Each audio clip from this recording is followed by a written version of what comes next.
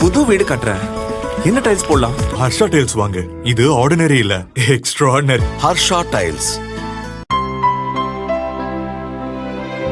இனிமே கண்ணை மூடிட்டு கடலை எண்ணெய் வாங்கலாம்.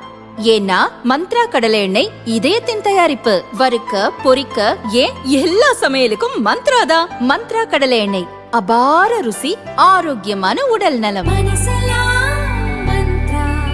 பிப்ரவரி 28ஆம் தேதி அமெரிக்காவும் இஸ்ரேலும் இணைந்து ஈரான் மீது பெரிய அளவிலான வான்வழி தாக்குதலை தொடங்கின.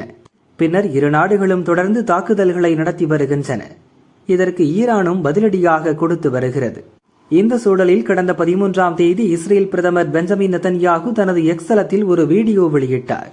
அதில் ஈரான் மீதான ராணுவ நடவடிக்கைகள் குறித்து பேசினார்.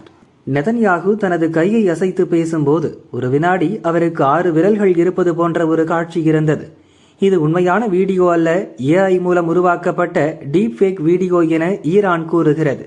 ஈரான் நடத்திய தாக்குதலில் நெதன்யாகு ஏற்கனவே கொல்லப்பட்டு விட்டதாகவும், இஸ்ரேல் அரசு AI தொழில்நுட்பத்தை பயன்படுத்தி அவர் உயிரோடு இருப்பது போல காட்டிக்கொள்வதாகவும் ஈரான் மீடியாக்கள் செய்தி வெளியிட்டன. ஆனால் இஸ்ரேல் பிரதமர் அலுவலகம் இதை முற்றிலுமாக மறுத்துள்ளது. இவை அனைத்தும் திட்டமிட்டு பரப்பப்படும் செய்திகள். பிரதமர் நெதன்யாகு நலமுடன் இருக்கிறார் என்று தெரிவித்தது.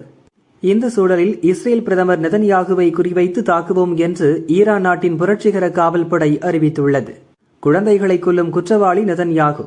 ஒருவேளை இன்னும் உயிரோடு இருந்தால் அவரை பின்தொடர்ந்து தீர்த்து கட்டுவதே எங்களது இலக்கு என ஈரான் புரட்சிகர காவல்படை தெரிவித்துள்ளது. நெதன்யாகுவின் தற்போதைய நிலை குறித்து தெளிவற்ற சூழல் நிலவுகிறது. அவர் கொல்லப்பட்டிருக்கலாம், இல்லையென்றால் குடும்பத்துடன் இஸ்ரேலை விட்டு தப்பி ஓடியிருக்கலாம் என்றும் ஈரான் கூறியது.